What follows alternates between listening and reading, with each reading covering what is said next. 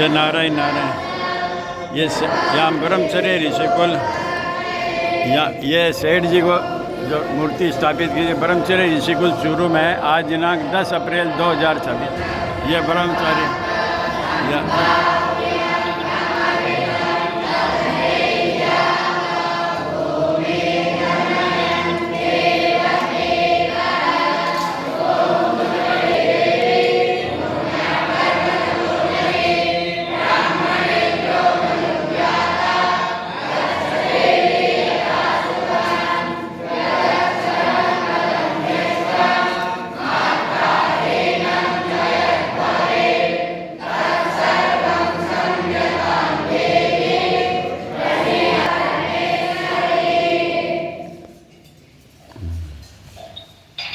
नारायण नारायण। ये ब्रह्मचर्य, ये यज्ञशाला यहाँ ब्रह्मचर्य ऋषिकुल की, ये आपको पुनः दर्शन जो सेठ जी को, सेठ जयदयाल जी को इनका जो मूर्ति स्थापित की ना ब्रह्मचर्य ऋषिकुल चूरू में, वही मूर्ति है।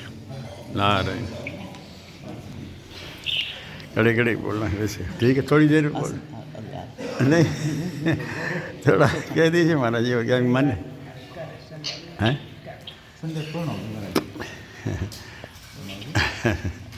वो छोटा सा स्पीकर है वो भी रख देना। अच्छा नहीं स्पीकर नहीं, ऐसे बोल देंगे सुन जाएगा नहीं यार, टाइम लगेगा। 2 मिनट बस लेके आ रहे हैं। अच्छा वो छोटे का स्पीकर मंगा दो।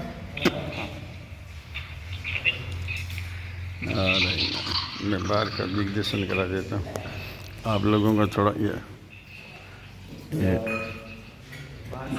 बाहर के भी वीडियो बना देता हूँ। नारायण नारायण। ये महाराज जी हाथ में चल जाएगा नहीं, इसमें दिक्कत है। नारायण नारायण। आपको ब्रह्मचर्य ऋषिकुल का थोड़ा दर्शन है। इधर अभी संध्या के लिए बैठे ब्रह्मचारी लोग, अभी यहाँ से ये तैयारी हो रही है। ये देखो सेठ जी का ये परम श्रद्धेय स्वामी जी राम सुखदास जी महाराज आते थे तो हम लोग आते थे। ये यहाँ सामने जो है ना कमरे, ये यहाँ पर सत्संग होता था। सेठ जी तो आते ही थे उस समय। और ये यहाँ अच्छा और भी इसमें सुधार हो गया। ये तो सब होते रहते हैं राम राम से। ये देखिए ये ब्रह्मचर्य ऋषिकुल, ये पूरा ये कमरे, और हम लोग आते थे यहाँ इन कमरों में ठहराए जाते पुरुषों को। महिलाओं के लिए इधर राम मंदिर है, वहाँ ठहराते थे। स्वामी जी महाराज जब वार्षिक उत्सव पर पढ़ाई आते थे, हम सीकर से बहुत लोग आया करते थे, उसमें काफ़ी लोग। ये ब्रह्मचर्य ऋषिकुल है और पीछे भी बिल्डिंग बन गई है और पीछे मैदान भी है। वो थोड़ा समय अभाव से नहीं, अभी महाराज जी बोलेंगे तो वापस अपने भीतर यज्ञशाला में चलते हैं। नारायण नारायण। गोविंद गोपाल की जय, ये नाथ आपकी जय। ये यज्ञशाला वापस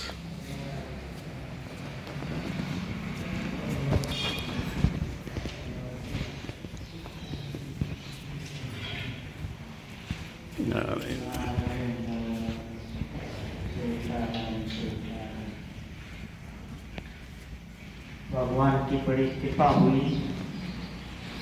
जो महापुरुषों के स्थान पर इतने सत्संगियों को और इतने ब्रह्मचारियों को और श्री सेठ जी के जो भगवान हैं उनके यहाँ दर्शन हुए। कहते हैं कि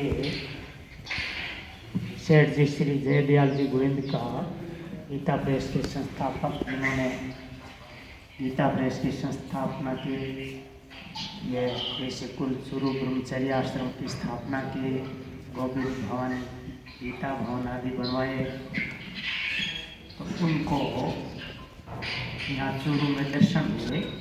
हवेली में वहाँ उधर है हवेली, तो वहाँ भगवान विष्णु के दर्शन हुए। तो बहुत अच्छे दर्शन थे।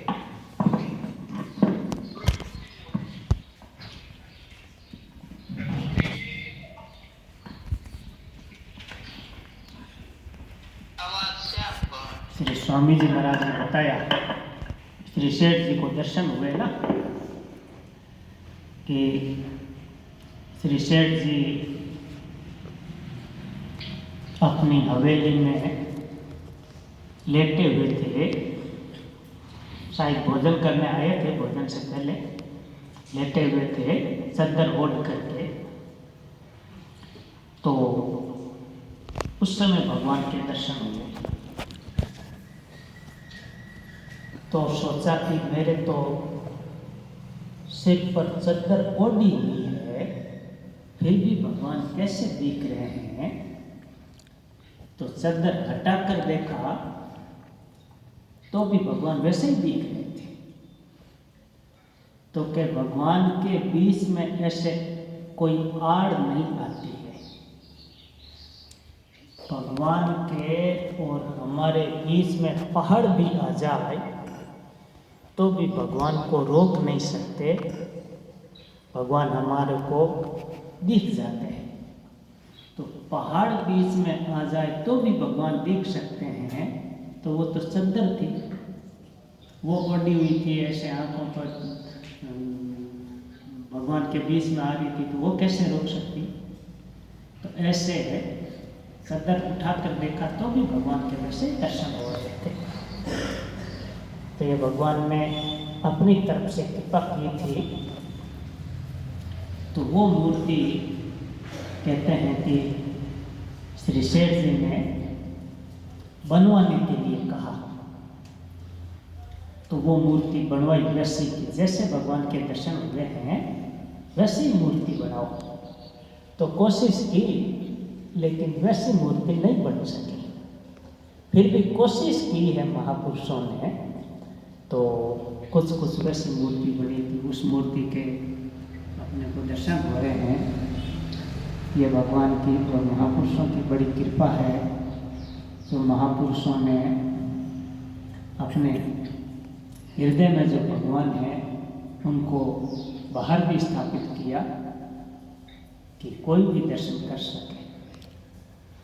उज्यावर रामचंद्र भगवान की जय। मोर मुकुटवंशी वाले की अनंत कोटि सब संत महात्माओं की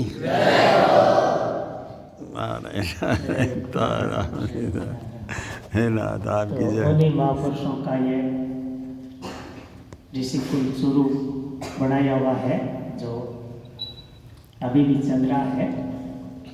और अध्यापकगण है, ये ब्रह्मचारीगण है, देखो ये कर रहे हैं।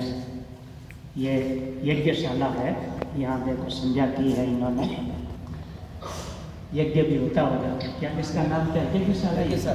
यज्ञशाला यज्ञ भी होता होगा। त्रिकाल संध्या 2 समय हवन होता है और बलि वैष्णोदेव होता है और 4 समय ठाकुर जी को भोग लगता है। ये महापुरुषों की कृपा से चल रहा है। उम्मीद करते हैं कि आगे भी ऐसा चलता रहे और लोगों का कल्याण करता रहे। से